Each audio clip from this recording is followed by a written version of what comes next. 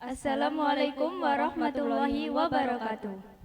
Salam, Om Swastiastu, Namo Buddhaya, salam kebajikan. Hai Rek, ya apa kabare? Pasti apik kan kabare? Nah, saiki kelasku bakal nampilno pagelaran wayang beber loh. Ya apa ya pagelarane kelasku? Pasti podo penasaran kan? Ayo wis Rek, bareng-bareng nyaksekno pagelaran wayang bebere kelasku.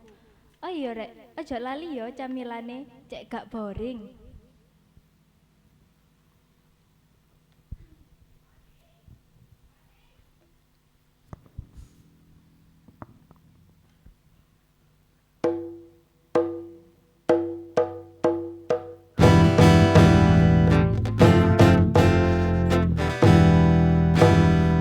Kembang suling ku mandang suarane tulang tuling kepenak unine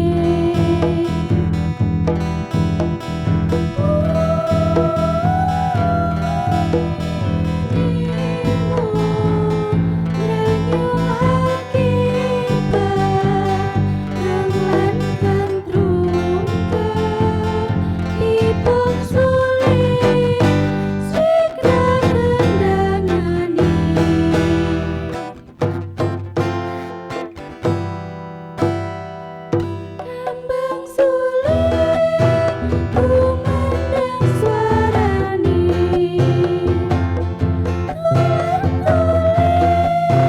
kepenak unine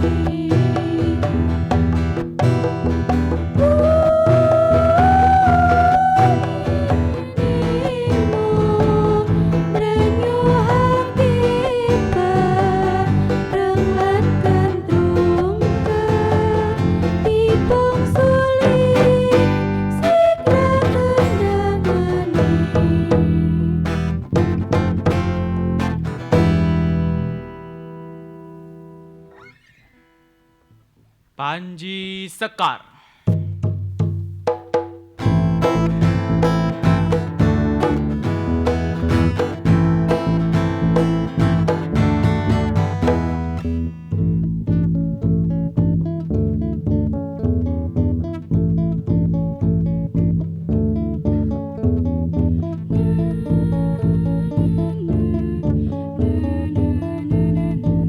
Suatu hari saat Panji berada di alun-alun, ia didatangi Patih Guna Saronta, utusan dari Makassar, untuk menyampaikan pesan yang berisi tantangan perang dari Raja Makassar. Setelahnya Panji menerima tantangan perang tersebut. Lalu Panji kembali ke kediamannya dan menemui Chandra Kirana. Chandra Kirana ngidam buah persik yang ada di Taman Sari. Akhirnya Panji berangkat ke sana bersama dua pengawalnya. Bagaimanakah kisah selanjutnya? Kita saksikan di TKP.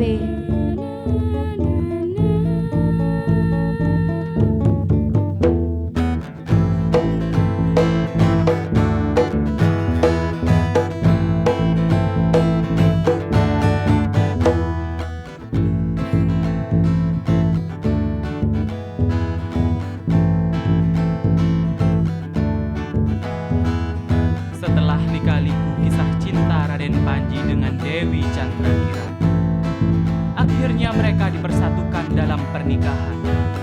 Kebahagiaan selalu datang pada mereka setelah menikah. Hingga suatu hari, ada sebuah tantangan perang dari Raja Brahmakumara dari kerajaan Makassar yang penasaran dengan kekuatan Panji. Raja Brahmakumara dan Panji pun berperang. Dan akhirnya Raja Brahmakumara kalah. Ia mencari siasat lain untuk menghancurkan kerajaan Panji. Siasat apakah itu? Dan bisakah Panji menang dalam peperangan ini?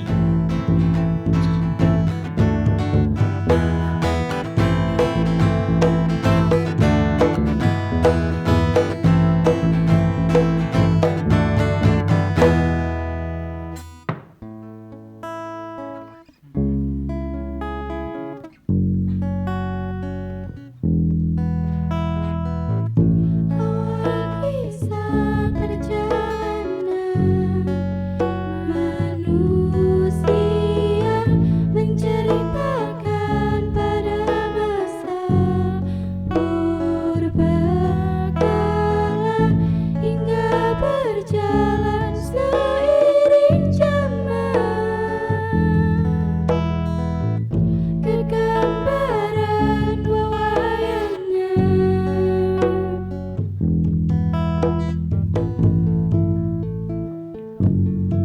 suatu hari, Raja Kediri, Raden Panji dan para patihnya kembali dari alun-alun.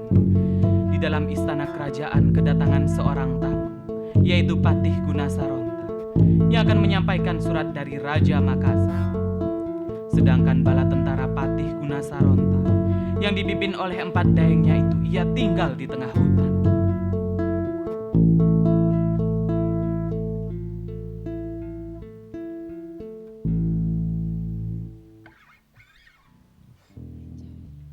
Selamat pagi Raja Kediri, Raden Panji dan para patih sekalian.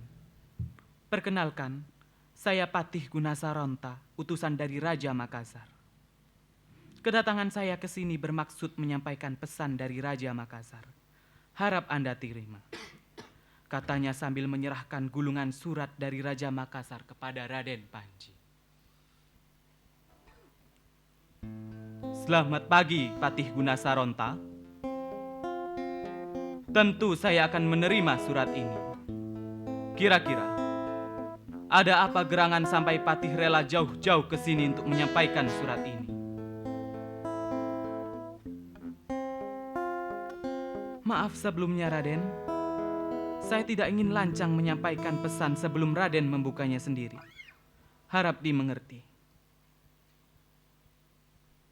Baiklah Patih, ucap Raden Panji seraya membuka gulungan surat.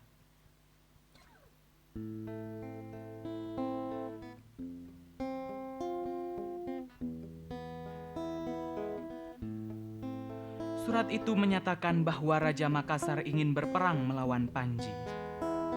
Apabila Panji takut, ia harus menyerahkan semua istri dan harta bendanya kepada Raja Makassar. Setelah Panji mengetahui isi surat itu, ia segera menjawabnya bahwa ia menerima tantangan Raja Makassar. Pengawal, ambilkan aku kertas dan tinta.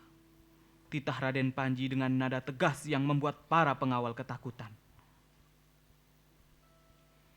Ini Raden, ucap seorang pengawal seraya menyerahkan secari kertas dan tinta.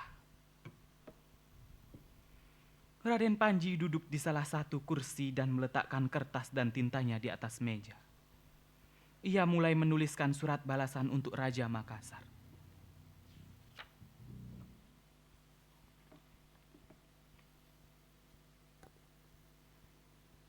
Patih Gunasaronta yang terhormat, harap Anda terima surat balasanku ini. Serahnya pada Patih Gunasaronta. Terima kasih Raden Panji, ucapnya seraya menerima gulungan surat itu. Baiklah, saya akan mengundurkan diri sekarang. Selamat pagi, ucapnya seraya beranjak menjauh.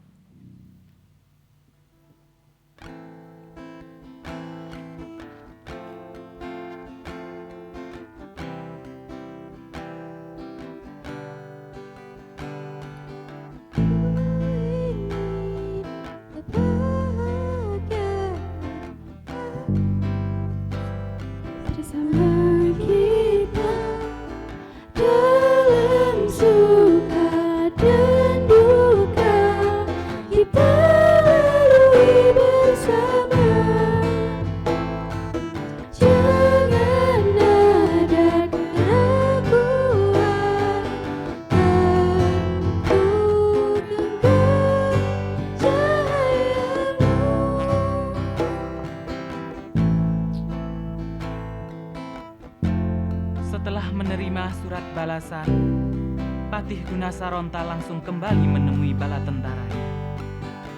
Panji kemudian berkata kepada Raja Kediri bahwa ia dan bala tentaranya akan menghadapi musuh dari Makassar.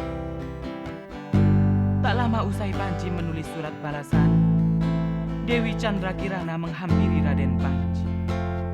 Rupanya sang istri tercinta sedang ngidam buah persik yang terdapat di hutan Tikbrasara, di sebuah taman keramat buatan Batam Drama, yaitu Taman Sari.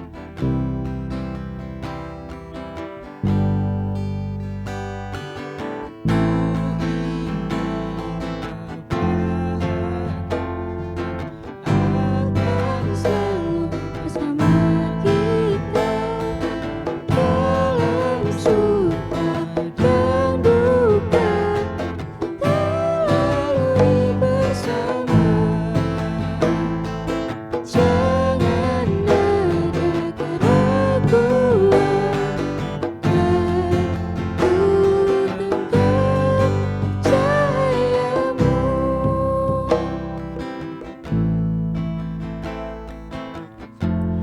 Kakanda, aku menginginkan buah persik di Taman Sari. Bisakah engkau mencarikannya untukku? Ucapnya seraya merangkul lengan Panji. Jangankan buah persik yang ada di Taman Sari, sayang. Rembulan di atas langit yang jauh dan ribuan ikan di lautan pun akan kuberikan untukmu, sayang.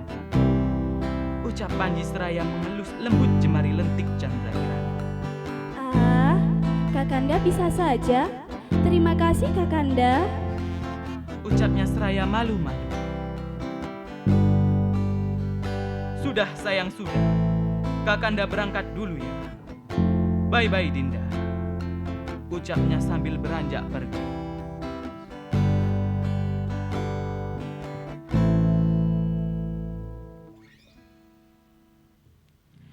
Ia pun berangkat ke hutan Tikprasara bersama dua pengiringnya, Banca dan Doyo.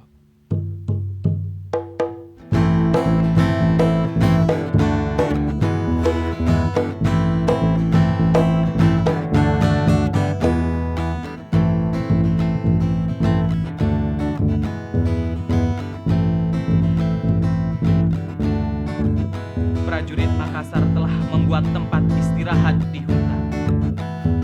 Mereka dipimpin oleh 4 daeng, sedangkan Patih Gunasaronta.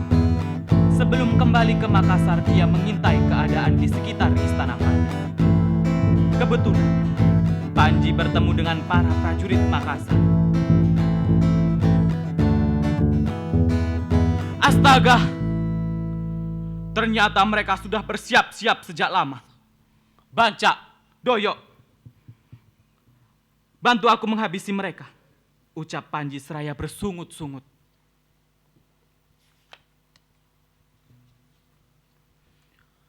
Baik, Raden, jawab mereka serentak.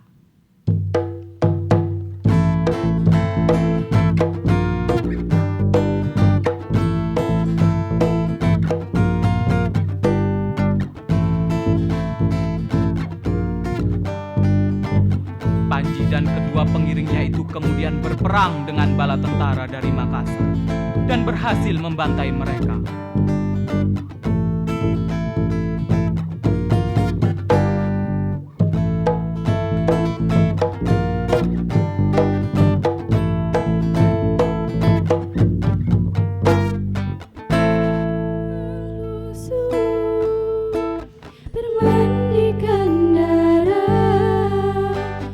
Sekujur tubuh itu angkasa berduka. Lihatlah langit semburat merah. Lihatlah langit semburat merah.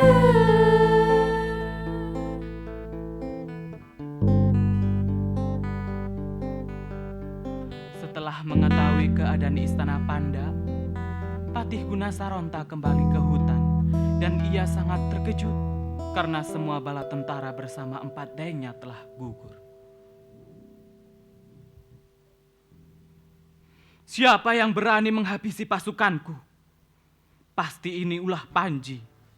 Aku harus segera melapor kepada raja, ucap Patih Gunasaronta dengan sangat marah.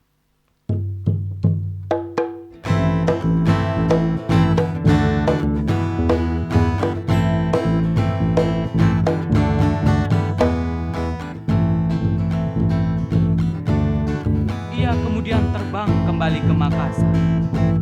Sesampainya di Makassar, ia langsung menghadap Raja Brahmakumara.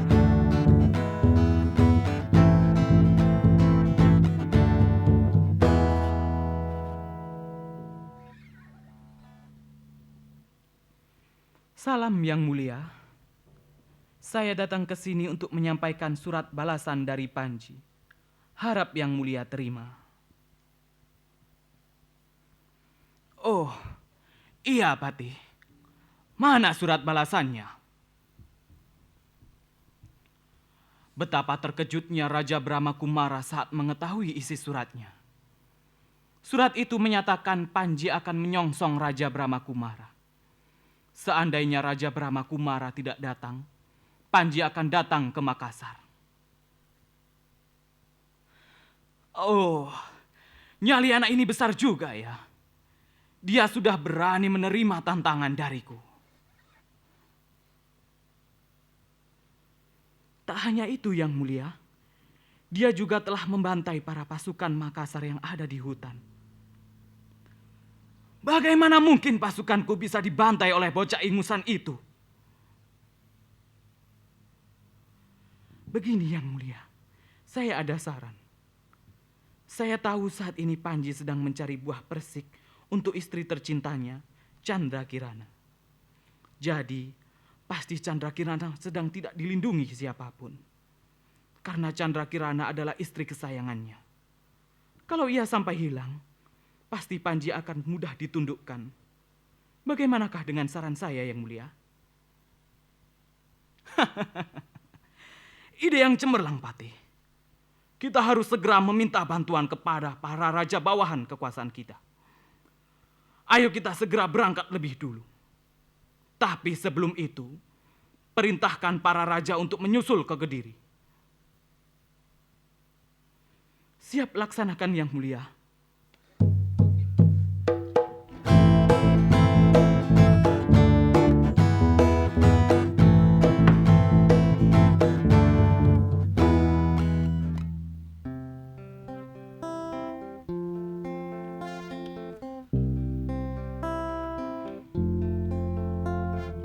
Indah pemandangan alam raya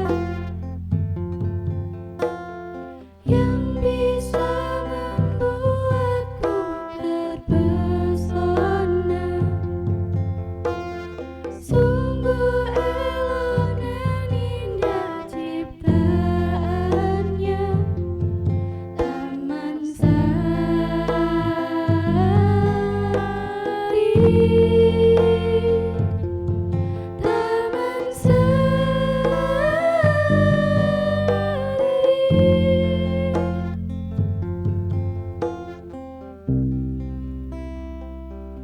Setelahnya Panji meneruskan perjalanannya hendak mencari buah persik di Cungkup Kembang. Saat sampai di Taman Sari, ia sangat takjub melihat keindahan taman itu. Wow, amazing sekali tempat ini. Panji kemudian mandi di telaga, lalu naik ke Cungkup Kembang yang terletak di tengah telaga. Singkat cerita, Panji akhirnya mendapatkan buah persik idaman Chandra Kirana. Tetapi ia tidak langsung pulang. Ia tetap tinggal di dalam cungkup itu. Siang hari Panji berburu binatang, dan malam harinya ia bersemedi di dalam cungkup itu. Aku akan bersemedi di sini dulu. Setelah itu aku akan kembali ke Kediri. Seperginya Panji ke hutan Tikbrasara, Chandra Kirana sangat sedih karena sang pujaan hati tak kunjung kembali. Setiap malam ia berdoa kepada dewa agar Panji diberi perlindungan. Di suatu malam,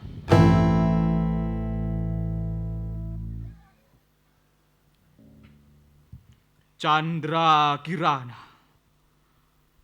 ketahuilah bahwa malam ini ada pencuri sakti yang akan datang ke istanamu. Astaga, benarkah itu Dewa? Jika itu benar, terima kasih Dewa yang agung telah memberitahu saya. Ucap Chandra Kirana lalu segera beranjak dari tempat semedinya. Dayang-dayangku sekalian, ketahuilah bahwa malam ini akan ada pencuri sakti. Saya harap kalian semua tetaplah waspada. Ucap Chandra Kirana kepada para dayang-dayangnya.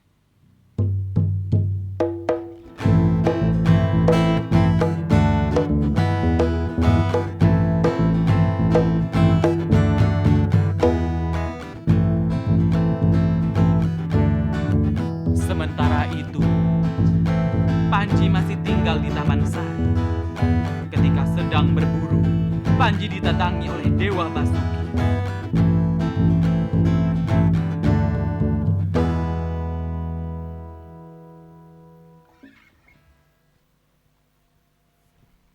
Panji, malam ini akan terjadi kerusuhan di istanamu. Segeralah kembali. Benarkah itu, Dewa?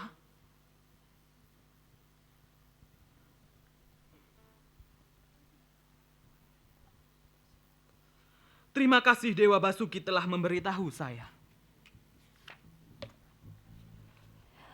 Kyatrisang kapirango.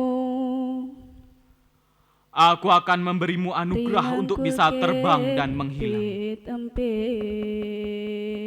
Maka cepatlah pulang. Dan ini kalung yang dapat membantumu apabila suatu saat kamu sedang butuh bala bantuan. Dan kamu akan bertemu dengan seseorang yang ada di masa depan, yang sudah sangat berkembang untuk membantu. Baik, Dewa. Saya akan menyimpannya. Tapi, Dewa, bagaimana cara saya untuk menggunakan kalung ini? Kamu cukup memegang kalung ini dan sebut namaku sebanyak 3 kali. Baik, Dewa. Terima kasih atas bantuan, Dewa. Ucap Panji sambil memberi salam pada Dewa Basuki.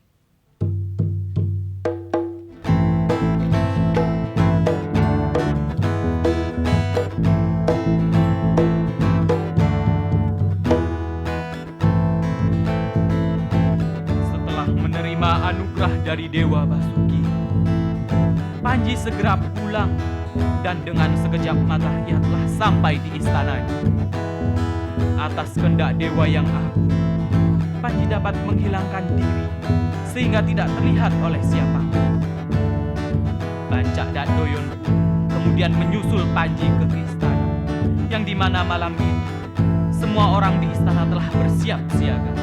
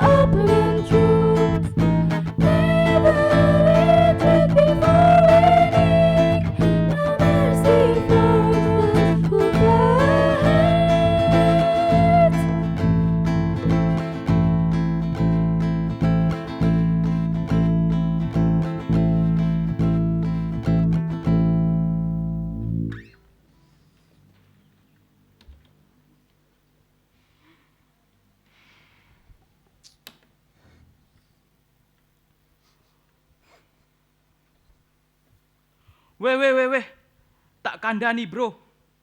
Negara awak dewe lagi kacau. Ono konflik gede. Lo. Ono konflik apa, Cak? Kate ono perang iki, gawat darurat, bro. Perkara apa sih, Cak, emange? Iku lo Raja Brahmakumara arep ngrebut kekuasaane Raden Panji lan permaisurine Raden Panji. Waduh, gawat tenan. Kang sampeyan krungon uyon-uyon apa niki ya?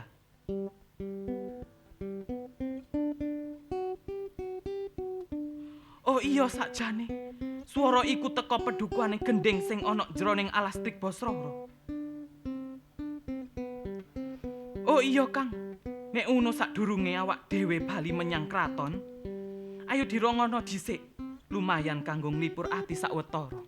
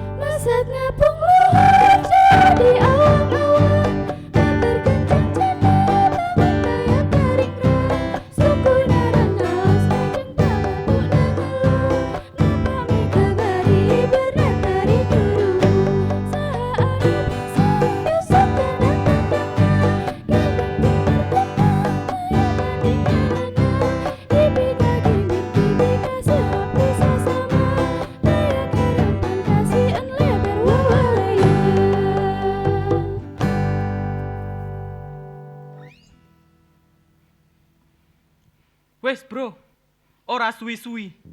Ayo balik nang kraton.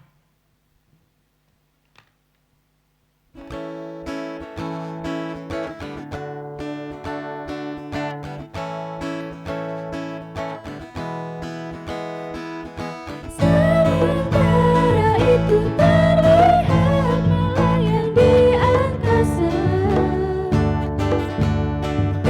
Sang raja beserta patinya dari Makassar mengitari istana Bandar bersiap mengelabui para prajurit yang ada di istana.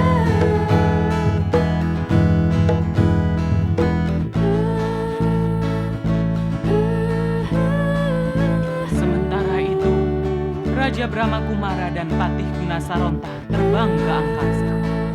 Dan dalam sekejap mata, ia telah sampai di atas istana Pandha. Raja Brahmakumara kemudian menyuruh Patih Gunasaronta agar mengeluarkan ilmu sirapnya. Patih Gunasaronta lalu membaca mantra-mantra sehingga seluruh orang di istana Pandha tertidur. Candrakirana yang mengetahui semua orang di istana telah tertidur, ia segera mensucikan dirinya, kemudian memakai pakaian serba putih, lalu berdoa kepada Dewa yang agung.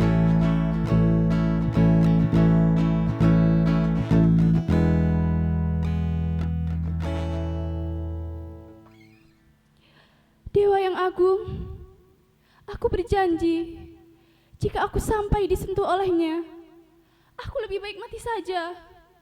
Lindungilah aku, Dewa. Ia lalu bersemedi dengan hikmat. Raja Brahmakumara dan Patih Gunasaronta yang masih berada di atas istana. Kemudian Raja Brahmakumara segera masuk ke istana.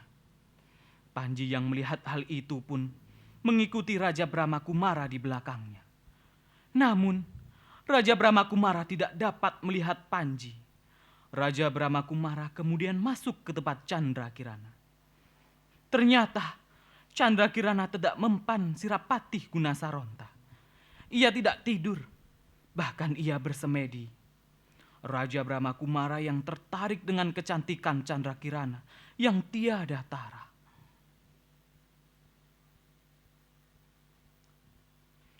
Hei Candrakirana, engkau sangatlah cantik. Bahkan bulan purnama tak lebih indah dari parasmu. Ikut Om yuk. Sorry ya, Om. Nanti tak kasih tas Chanel, Dior, Prada deh. Sorry ya, Anda tuh siapa? Datang-datang main gombal, kayak buaya tahu. Kamu tidak mengenaliku? Akulah Raja Makassar. Raja Brahmakumara yang gagah perkasa dan kaya raya. Salam kenal. Oh, itu Anda Raja Brahmakumara dari Makassar. Iya Chandra. Sudahlah, ayo ikut aku. Nanti tak kasih iPhone 13 Pro Max plus casing wes. Iuh, aku tidak akan pernah mau ikut denganmu. Suamiku jauh lebih segalanya ketimbang dirimu. Lihatlah, bahkan sihir yang kau gunakan tidak mempan terhadapku. Lebih baik aku mati daripada harus ikut orang yang menjijikkan sepertimu. Dasar orang tak tahu diuntung.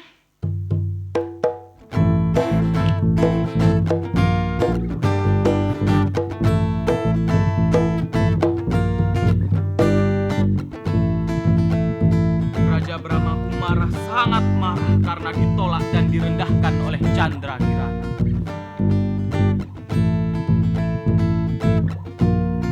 Raja Brahmakumara dengan penuh amarahnya pun memaksa Candrakirana untuk ikut dengannya. Ketika Raja Brahmakumara hendak memegang tangan Candrakirana, Panji segera menangkap tangan Raja Brahmakumara dan menyeretnya keluar dari istana. Panji lalu bertarung dengan Raja Brahmakumara. Masing-masing dari mereka mengeluarkan senjata andalannya yang berupa panah. Tetapi panah Raja Brahmakumara selalu dapat dikalahkan oleh panah Panji. Akhirnya Raja Brahmakumara pun kelelahan, sedangkan Panji seperti tak kewalahan menghadapinya. Panji lalu menarik kepala Raja Brahmakumara dan menikamnya dengan keris Kalamasani. Ketika Panji tiba-tiba datang angin topan membawanya pergi ke tengah hutan. Panji melihat hal itu sangat terheran-heran, tetapi ia membiarkannya.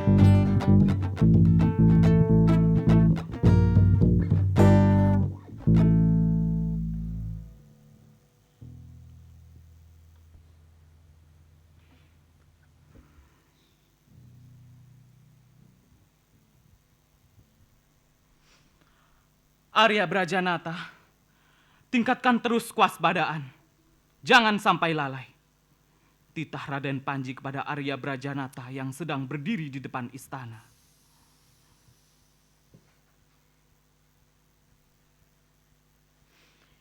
Di negeri Makassar, Patih Bramadenta telah mengundang para raja bawahan. Mereka menuju ke Jawa dengan menggunakan perahu dan kapal. Sampai di Surabaya mereka mendirikan pesanggrahan. Bupati Surabaya pun mengetahui hal itu dan segera melapor kepada Raja Kediri yang merupakan sekutunya. Salam yang mulia, lapor, musuh dari seberang telah tiba di pesisir Surabaya. Mereka menyuruh Arya Prajalena untuk mengintai kerajaan Kediri. Terima kasih, Bupati. Aku akan memberitahukannya kepada Panji. Patih Gunasaronta dan Arya Prajalena pun terbang mencari Raja Brahmakumara. Mereka turun di sebuah hutan dan akhirnya dapat menemukan Raja Brahmakumara. Lapor yang mulia, para raja bawahan telah mendirikan pesanggrahan di pesisir Surabaya. Mereka telah siap maju ke medan perang. Kabar yang sangat baik, Arya. Ayo segera ke sana.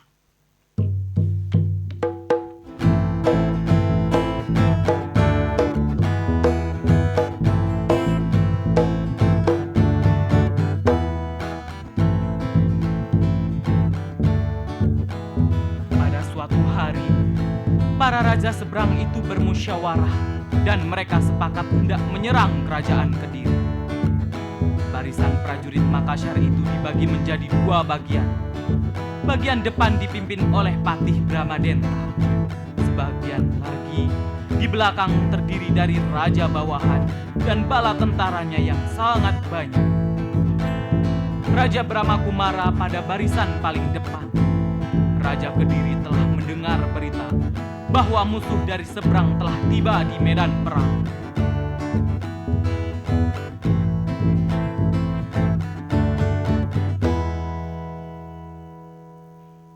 Panji, Arya Prajalata, Arya Wukirsari, bersiaplah, musuh telah datang.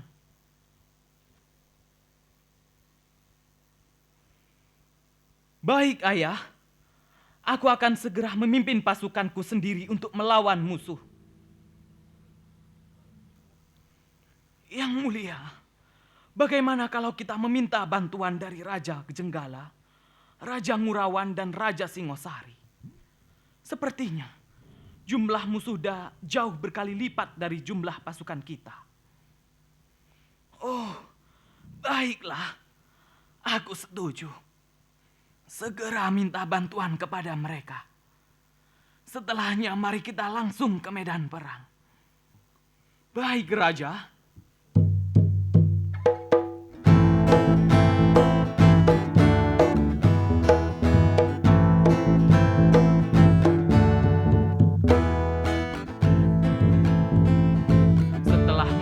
bantuan kepada kerajaan sekutu.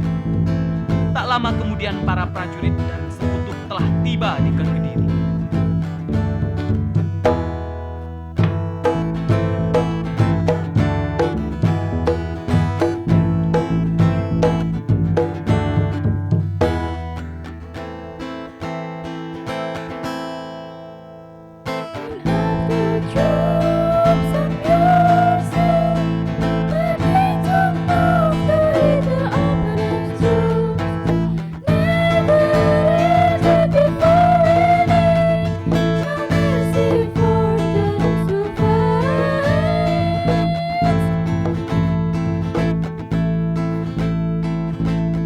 Dalam perjalanan menuju ke medan perang, ia teringat akan kalung pemberian Dewa Basuki. Kemudian Panji singgah sebentar di tengah hutan yang cukup luas bersama dengan pasukannya. Lalu Panji menggunakan kalung itu sesuai petunjuk dari Dewa Basuki. Tiba-tiba, ada sebuah cahaya yang muncul dari kalung itu. Cahaya yang keluar dari kalung itu membentuk pusaran dari cahaya. Ia mengikuti kata hatinya untuk masuk ke dalam pusaran cahaya itu, hingga ia berada di sebuah tempat yang sangat asing baginya. Ia berpikir, tempat apa ini? Ia ada di mana? Lalu ia teringat perkataan Dewa Basuki. Ia pasti sedang berhadapan dengan waktu di masa depan, hingga ada seorang laki-laki yang menghadapinya.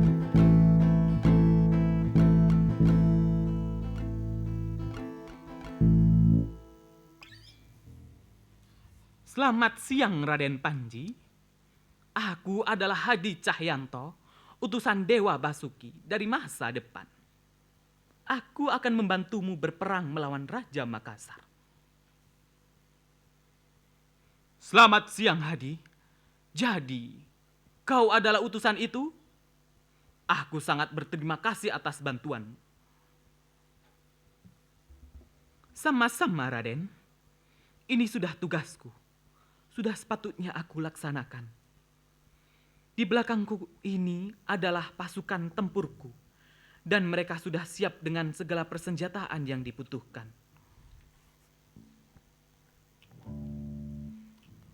Pasukanmu sangat menakjubkan. Begitu banyak senjata yang tidak ku ketahui.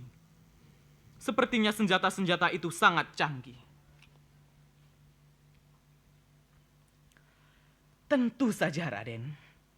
Kehidupan di masa depan sudah sangatlah maju dan berkembang. Aku membawa 3 tank perang, 1000 unit senapan angin otomatis, dan 5 unit granat. Sangat menakjubkan.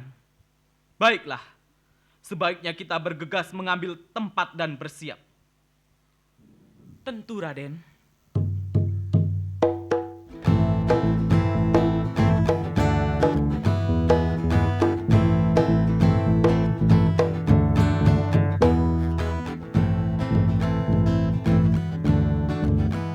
Setelah mendapatkan bala bantuan dari Hadi, Panji segera kembali melanjutkan perjalanan. Sesampainya di medan perang, ia berada di barisan depan untuk memimpin pasukan. Ia berhadapan langsung dengan Raja Brahmakumara yang juga berada barisan terdepan.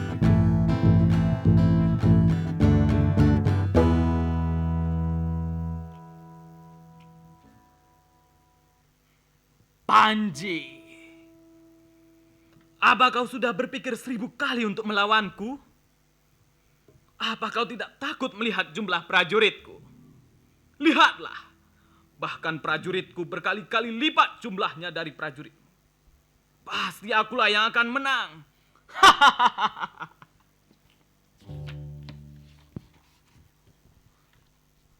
Sedikit pun tidak ada rasa takut menghadapi pasukanmu, hei Brahmakumara. Bersiaplah menemui ajalmu, Panji. Serang! Serang!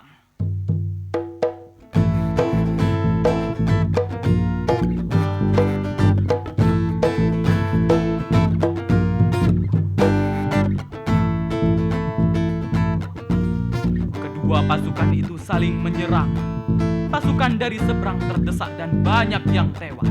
Medan pertempuran itu berubah menjadi lautan darah. Peperangan telah berlangsung selama 6 hari.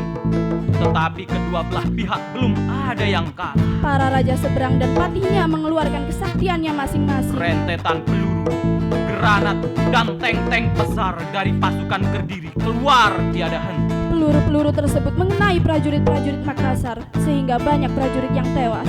Raja Brahmakumara yang mengetahui prajuritnya banyak yang tewas, segera menyuruh raja-raja bawahan untuk mengeluarkan panah saktinya dan menyerang prajurit-prajurit Panji. Banyak pasukan Panji yang tewas mengenaskan. Melihat hal itu pun Panji segera mengeluarkan panah saktinya. Panah itu lalu bertempur dengan panah para raja seberang, sehingga panah raja seberang itu musnah. Setelah itu Panji berdoa, memohon kepada dewa yang agung agar musuhnya segera pergi. Permohonan Panji terkabul. Sekitar itu datanglah angin topan dan petir bergemuruh di angkasa. Angin topan itu menerjang semua raja seberang dan para prajuritnya. Para raja seberang mengetahui hal itu. Mereka lalu membaca mantra-mantra untuk menolak topan itu. Akan tetapi, mantra-mantra itu tidak mempan, sehingga para raja seberang dan prajuritnya itu jatuh di pesanggerahan dan banyak yang tewas. Semusnahnya musuh dari seberang itu, Panji segera kembali ke Kediri bersama para prajuritnya. Prabu Lembu Amijaya menyambut kedatangan Panji. Mereka kemudian dijamu dengan berbagai macam hidangan dan tari-tarian yang sangat indah dan enak.